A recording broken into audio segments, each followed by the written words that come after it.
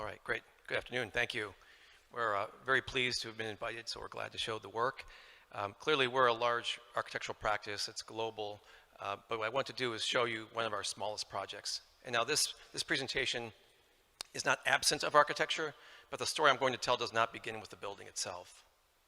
It's the Singing Hills Recreation and Senior Center. It's a building that is on the southern side of Dallas, Texas, 25,000 square feet, 2,300 square meters, and something that has had a major impact on its community.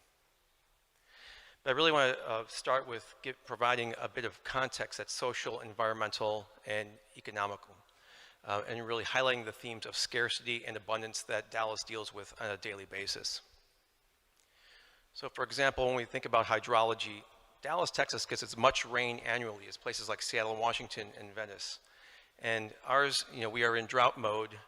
The rains come in really torrential storms, causing a lot of flooding and damage and danger. And then quite immediately, we're back to drought. So we're going in through these vacillations quite quickly. But we also have an abundance of land, but a scarcity of density. So in terms of population, you can see here how much area Dallas consists of versus Manhattan or Venice. But the reality is without that density, because it's only a fraction of, say, Manhattan, we don't get the energy or the convenience of access to facilities and other resources. And then one more data point, just to show that this part of the site down in the south here, this community, they have a lower than average income level, they have a lower than average employment rate. All this to say that the odds are really stacked against this community. And you can see here, it's really a disheartening fact that all this sort of rolls up to something that is very much about wellness and the lack thereof, and the fact there's a lot of disability in this zone. So with a recreation center, we think this can be something that can really overcome these challenges. But there are some bright spots. In Dallas, we have a Parks Pavilion program with a series of designs by national and international architects. Snohetta, the building, the pavilion on the right, is the closest one to our site. But these are moments in the landscape that have been very productive. And as a public building, it's really our job to really engage as effectively as possible the stakeholders on the left, the city employees, as well as the community, and find ways to get their ambitions unlocked. We do all the voting. We disarm the community. We let them come in and make choices. We give them images to allow for a chance to articulate their vision, and they're very excited to participate in all of this. But I would say overall, the project was guided by the virtues of the Texas tradition of living with the land. And so I'm going to give a little bit of a physical contextual discussion. Because when we look at the United States, geographically, it's not monolithic. And if you look at somewhere like Dallas, Texas, it's more along the latitude of places like Morocco and Tunisia, not the northeast or the northwest of the United States. So we have to think about the strategies of living with the land, the idea of the need for shade, and overcoming some of these other issues.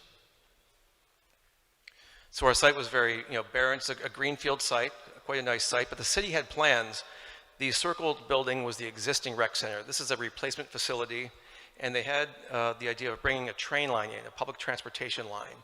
You can see they had proposed a 20,000 square foot facility sitting in a sea of parking. So our job was to start to synthesize all of this. It was a very actually rugged terrain. There's a lot of limestone that comes out of the ground here. But when we first arrived, the first photographs we took on site, the only context we had was really the nature, the daylight, and the horizon. So we went up into the bucket to understand what happens if we can see a bit more. You can see on the horizon, just barely, you see downtown Dallas. That's important because just a glimpse of the downtown from the facility creates another mental, psychological connection back to the city. And when you look down on the site, you can see that limestone I talked about coming to the surface, really preventing real growth. And so this is a clearing we can use to help think about the design. When we looked up close, trying to understand what are the actual plants and other biological matter that are on the site, why do they grow here, and what can that mean for us? What you'll see is that these materials really informed very directly the architectural expression of our building. So here you can see the design overhead. We did start to think about this as a clearing, and what that means in particular is the idea of cultivation. And for us, that meant social and ecological restoration of the site and the community. Very simple floor plan, site plan here, really talking about the way the train line cuts through. It was really our motivation that allowed us to link the building and the train line. It was something the city did not necessarily ask for, but linking the two was important to us. And you can see here where the streets, the train, bike trails all converge.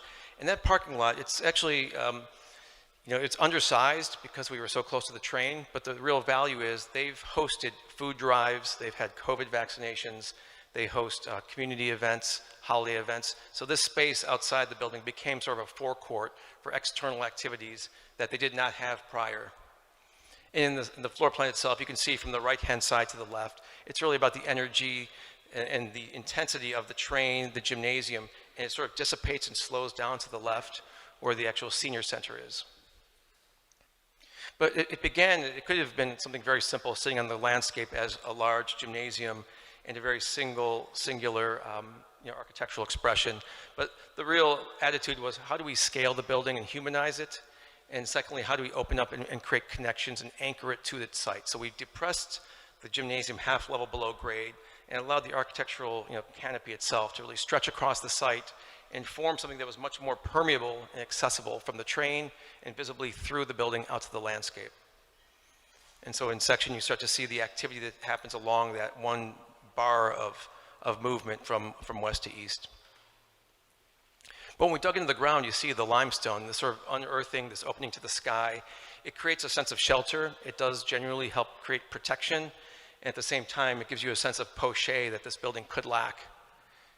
And as we went forward, you can see this delicate roofscape and how that becomes something that really is a foil to the poche of the ground plane, and then the lightness of this sort of shade structure of sorts. I want to talk about this real quick. It's just a train map, but in Dallas, it really matters. There was a Harvard report that said that, in fact, the commute time, the time it takes to go from home to work, was a primary predictor for a person's ability to escape, to actually get outside of poverty. That's something that's really important here, is that the individuals who lived here, for example, it would take them 2 hours on public transportation to get downtown. They can't afford cars, they couldn't afford gasoline, the insurance. But if you had a car, you could take 25 minutes to get to downtown. But that disparity was overcome by bringing this blue line train. So now it's been equalized. You have an opportunity for food resources, you have a chance for jobs that did not exist before. So, early on, very simple diagram showing where the existing yellow dot of the previous rec center was. Orange were bike trails in the creek line, but ours now, you can see, has come up to the hilltop. It started to wind together the train lines, the parkway. Everything is much more interconnected, and that has brought value to this community. This is the original building, and so this was flood prone. It was down in the valley. It was a bunker. Our facility now, you can see here, the train passes by probably 100 times a day. It stops, so it's like a heartbeat, sort of a pulse that is constantly moving across the site. This small little amphitheater you see here is a place where they host a summer jazz concert series. You can come and see families dropping off their children to the rec center for camps. It really becomes a place of civic engagement. And the main entry, so the wood itself becomes this unifying plane. It's really the facade of the building in many ways, but what you're doing, you're seeing through the building. This is the southern side, so it really casts a nice shadow. The building materials are sort of articulated to allow for an adequate amount of shade. And down here, you see in the section, that same southern pine wood is not just the finish, but it's also the structural deck. Even inside, it's a very modest interior, but we did everything we could to create a filtering of light, filtering of views, create that same sort of rhythmic idea and experience that you might have out in the landscape. And then on the west side here, you see a nice wraparound porch that the seniors have. The senior citizens have really appropriated this corner and really don't like the younger guests to experience that, so they stay on their porch. And you see here the very simple idea of an interlock from ground to sky and what the building does to help manage between those. But what started as a community center really has become a true center of community. And this is a place where it didn't come easy. It was a phased project, so a very small project. It took 10 years to finally fully articulate all of these pieces. There was a lot of really scrappy fundraising that had to happen. The city had to get very creative with the finances. And you can see here how these pieces all dropped in. But now, from what we've heard, they're having all sorts of events. They've been very surprised at the number of family reunions that have occurred here. So people are coming here to have the families reunite. Even after funerals, we've heard that they're actually having the repasts or the wakes afterward. It's a place that they can really call their own and ground the community in. And in fact, it's garnered headlines, so there's a sense of pride. The architecture itself has been hailed as one of the best new projects in town, so at least there's a new attention that's being given to the community. They're using it appropriately, and we would say that this is proof that truly design can overcome disparity. So, thank you.